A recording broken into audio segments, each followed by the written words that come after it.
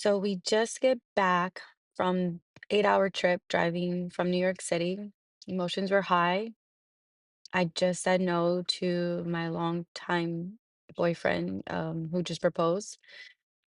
And the next morning, as we drove back to his parents' house, we're talking, and obviously I had forgot that we had signed an apartment lease months prior to this. I had came home to visit him, and we were talking, and he said, "Do you want to come back your senior year and live with my parents, or do you want to get our own apartment?" I was like, "Sure, let's get our own apartment."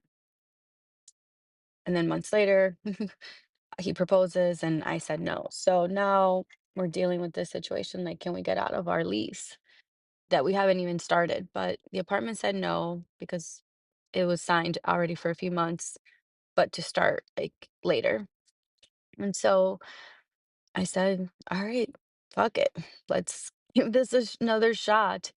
We weren't engaged, but we were like, "Let's see if we can maybe work our way up to being engaged." Stupid, but again, I was 21 and, navigating the best that I could. Also, it wasn't like he was a terrible guy. My heart wasn't in it, but definitely shouldn't have pursued it. So my senior year of college, Tuesdays and Thursdays, I'm in school all day from like morning to nighttime. It's my senior year. I have so many fashion projects. But it was a really amazing year. The projects of senior year are fun, but they're a lot of work, a lot of long hours. So those 2 days I'm in school all day. And then the other 5 days of the week, I have a full-time job working for a cell phone company, a very popular cell phone company, and making good money again. So I'm fortunate, great benefits, but it's a sales job. And so it's very demanding because you have to hit quota. And I'm also doing my senior year in college. So life was hectic. It was very, very busy. And I barely saw my boyfriend because he was a cop and he is working crazy hours. Plus, he's working overtime to make extra money. And so we lived together and we were technically together, but we barely saw each other. Like our schedules were very opposite, which probably is why that last year went as long as it did because we barely saw each other. And so we're living together. Birthday comes, I turn 22, and one day I just sit and to be honest with you, I thought I had a pregnancy scare. And so I took the pregnancy test and I wasn't pregnant, thankfully, but it like opened my eyes. I sat there and I thought, "Oh my gosh, what if it was positive? Or what if he came home and said, 'Listen, like let's get married tomorrow. Let's just get married.' What would I do?" And I was like, "Absolutely not. Like, no." And that right there was like my final, like, okay, I have to be true to myself, regardless of how much this is going to hurt him. At the end of the day, he deserves better than me, than what I'm willing to give him right now. And I can't give him my all because I don't even like I'm still learning myself at this point. There's so much I'm dealing with that like I can't give myself to anyone. And I'm realizing that in the way that he wants, like marriage and potentially kids. I'm 22. So I end the relationship for good. Like we're truly ended. It was a really hard breakup because you're essentially breaking up with someone who's never done you wrong, but your heart's just not in it. And it's just wild how life can happen like that. But so we ended, like I said, it wasn't an easy breakup. And then I have like 3 more months left of college, and my plan is to move to New York City. So, I have a cousin who already lived in New York City. She was pursuing acting. So I told her, "Hey, find us an apartment. I'm going to have my job transfer me to New York." So I interview with locations in New York City at the company I already worked for, and I get the job, meaning like once I'm done with college, they're going to transfer me to New York City. Life is good. In the midst of these last 2 months, I did meet someone at my job.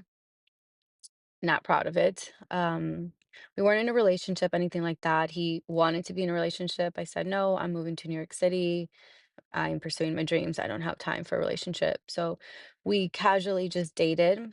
Um, but I was focused on moving to New York. So I graduated college and I remember my ceremony. Lucy knew that was my ceremony and she showed up. She saw me after the ceremony and she gave me a hug and a card with the box. And they were like little diamond earrings and congratulations. But it was awkward. I was annoyed, not gonna lie, that she was there. Like, you barely were part of my college journey, but now you're here for graduation. And then she left and we didn't even speak. I didn't even tell her I was moving to New York. Like, we weren't in communications. Like, she didn't have my number. So someone must have told her, my family, of my graduation. And, that's how she showed up. Ricardo did not show up. And then it's getting closer to the time to move to New York City, and I'm calling my cousin like, "Hey, did you find us an apartment?" And she's like, "No, I'm having a hard time." So, I'm supposed to be at my new job starting May 31st. It's like May 20 something because I just, like had my graduation ceremony. And so my one of my birth sisters worked for a company, like a locksmith company, and she had a client in New Jersey, right outside of New York City, who rented out their basement, which it was like a little mini apartment, like a bathroom, a refrigerator, a microwave, a sink, futon bed, and a TV for $550. And she was like, I have a connection for you. They will pick you up at the airport. You can stay with them. I've never met them, but they've been one of like my accounts for a couple years and they're good people. They're Puerto Rican and they'll take good care of you. So I was like, okay, I'm 22 years old and I literally just bought a one flight ticket to New York with no return. That was the most amazing feeling getting on that plane, looking out the window, saying goodbye to my hometown, thinking like goodbye forever. I've been waiting for this moment since I was 13. Here I am. I was so excited. So I get to the airport and I call the number. Mind you, I've never met these people, but my sister's like, they're gonna pick you up. And she gave me her name. And I was like, okay, so I'm waiting. I'm calling this number, calling the number. No one's picking up. It's like an hour later. I'm still waiting outside with two luggages and nowhere to go. I think I had like maybe $1,500 to my name, and I'm supposed to start my job in 2 days. And I'm like, where am I gonna go? So I think I waited for a total of 2 hours. I'm starting to panic at this point. Like, I'm stranded. Who the hell did my sister set me up with? Finally, the car pulls up. This woman gets out. When I say do not judge a book by its cover, do not judge a book by its cover. This lady is loud. She's got these big breasts that she has no bra on. She has no teeth on, hair wild, food on her shirt, loud as hell. But let me tell you, the best energy. She apologized for being late. Um, she had a very free-spirited soul, and she picked me up. She drove me to her house. She showed me where I was staying. And from there, she became like family. Like, so many years later, anytime I'm in New York, I always try my best to go visit her because I was literally a complete stranger that she was picking up from the airport. She owed me nothing, but the amount of love and care that she gave me and just allowing me to stay in her home, like, obviously I did pay, but still, it was like, again, God always places people in my life for certain seasons to help me get by. And I'm a firm believer that people do come into your life for seasons and maybe not for long, but in that moment, they're there to help you. And God always has put people in my life to help me get through each situation. And this woman, I'm forever thankful